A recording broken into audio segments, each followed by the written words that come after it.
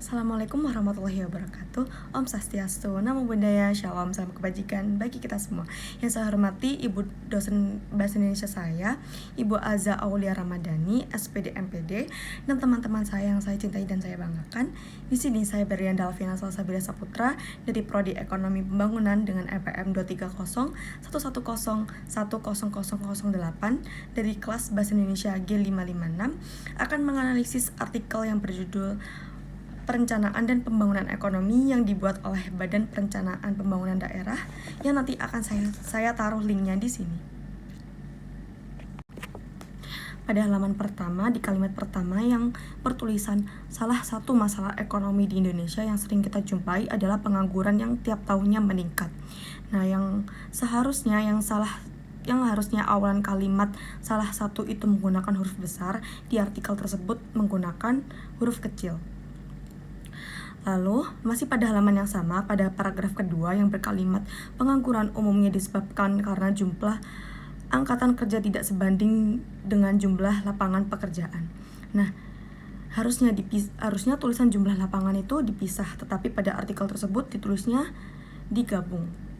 Lalu di bawahnya lagi, pengangguran seringkali menjadi masalah dalam perekonomian karena dengan adanya, dalam perekonomian itu di artikel tersebut tulisnya digabung, yang harusnya itu dalam perekonomian yang harus diberi spasi.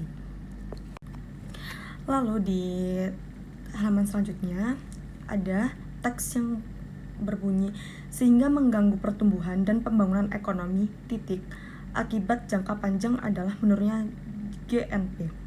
Nah, yang harusnya huruf setelah titik adalah menggunakan huruf kapital, tapi di artikel tersebut setelah titik itu malah menggunakan huruf kecil, tidak menggunakan huruf kapital. Lalu di bawahnya lagi, masih pada halaman yang sama, pada paragraf selanjutnya, pertumbuhan ekonomi dapat didefinisikan sebagai menggunakan titik dua, yang menurut saya harusnya itu menggunakan koma, tidak perlu menggunakan titik dua. Lalu ada lagi, yaitu pada kalimat menurut Bakerman dari 3 cara di atas yang dirasa paling tepat. Dirasa dalam artikel tersebut di spasi rasa. Yang benarnya harusnya tuh dirasa itu digabung, tidak pakai spasi, karena diikuti oleh kata kerja pasif.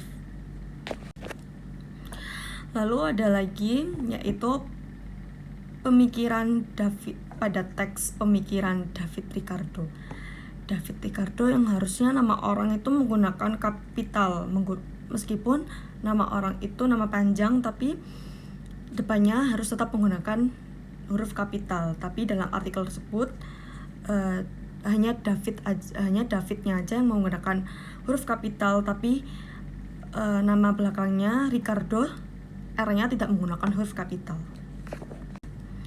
Nah, lalu selanjutnya ada kalimat seperti ini.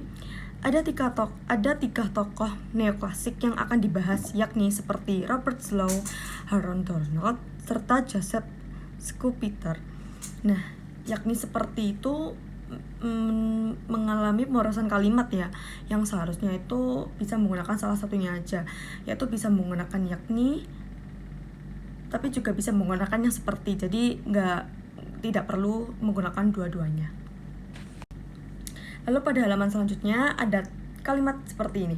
Ada 3 tokoh neoklasik yang akan dibahas, yakni seperti Robert Slow, Harold Donald, serta Joseph Schumpeter. Pada artikel tersebut pertulisan yakni seperti. Nah, itu adalah contoh pemborosan kalimat yang harusnya mereka tuh bisa menggunakan salah satunya. Bisa memakai salah satu dari yakni, bisa memakai salah satu dari seperti, tidak perlu menggunakan dua-duanya. Lalu kesalahan berbahasa terakhir yang saya temukan pada artikel ini adalah dari 3 cara di atas, cara yang dirasa paling tepat adalah cara yang dilakukan oleh Gilbert dan Carvish. Titik cara ini yang seharusnya setelah titik itu adalah menggunakan huruf kapital, tapi di sini malah menggunakan huruf kecil biasa. Itu saja yang dapat saya analisis dari artikel perkembangan dan pertumbuhan ekonomi. Mohon maaf jika ada salah kata, salah kalimat, atau kalimat yang saya ucapkan yang kurang dimengerti. Mohon maaf sebesar-besarnya. Saya pamit undur diri. Wassalamualaikum warahmatullahi wabarakatuh. Terima kasih.